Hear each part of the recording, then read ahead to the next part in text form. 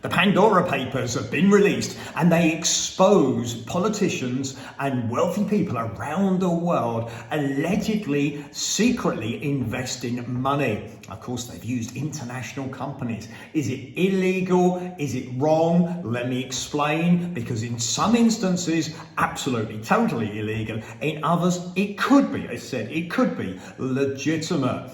People are involved, massive numbers. 46 oligarchs, Russian oligarchs, have put their money in international companies. Allegedly, Putin's mistress received a property, Monaco, in a company name, appears to have been kept secret. Why? Okay, people will want to know. 12 politicians, current politicians, have got their money put away in different places. Illegal? Sounds it. Let's investigate and see. Tony Blair allegedly reduced his tax liability by buying an international company.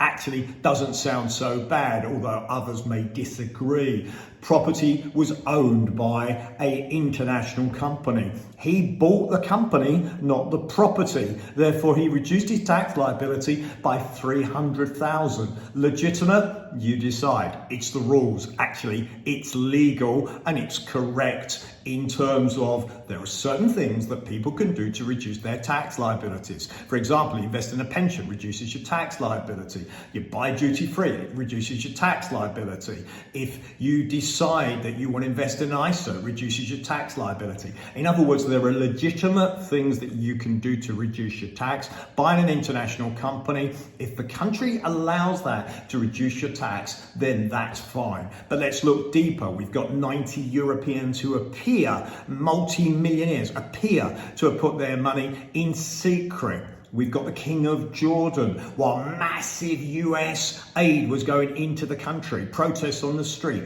buying personally property in America. Lots of companies used to buy property in the UK. Couldn't the UK government have done something about it? Probably. Or did they like the concept of international people buying property, pushing prices up? Good for them as politicians. Okay, you'll have your own opinion, but you can see it's certainly controversial. In total, there's 12 million documents, 1.2 million emails. It's crazy. Huge amounts.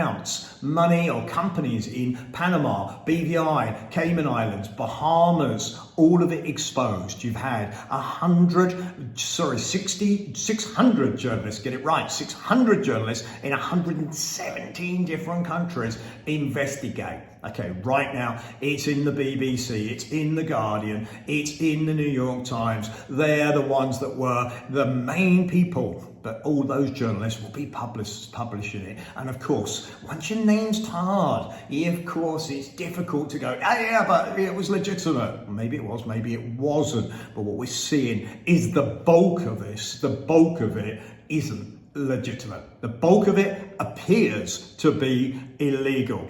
People hiding their money. Okay, in the real world, what you need to do is the ultimate beneficial owner, the person that owns the company, should always declare it. Some countries, that may be a way of reducing your tax liability. That, of course, is fine. It's when people, particularly politicians, appear to have got extra incomes and then funnel that money into international companies. That's what the public should be absolutely furious about and really should be trying to make sure the politicians do something about it. But of course, we've seen in the Panama Papers, politicians were exposed.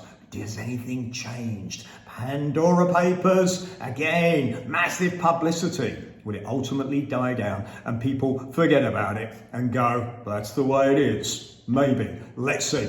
But in today's world, everybody knows everything. I really believe that. So ultimately, just realize in today's world, everybody is going to know everything. And actually, that's a good thing. It's one of the good things about the blockchain, the future of financial services, is everybody knows everything. So then it's difficult. You can use legitimate structures to reduce your tax. But all right, everybody will know what you're doing, which is fine, as long as you're prepared to say and declare what you have. I think then using a pension, using an ISA, absolutely should be encouraged. What's your opinion? Do you think either that this is gonna change things, or do you think it will die down? And again, everybody will be moving on. I'll be interested in your opinion. Hit subscribe. I'll put out information every day on what's happening in the financial industry and what it takes to be successful in life. Hit subscribe, hit like, share the video. Let's get other people's opinion as well.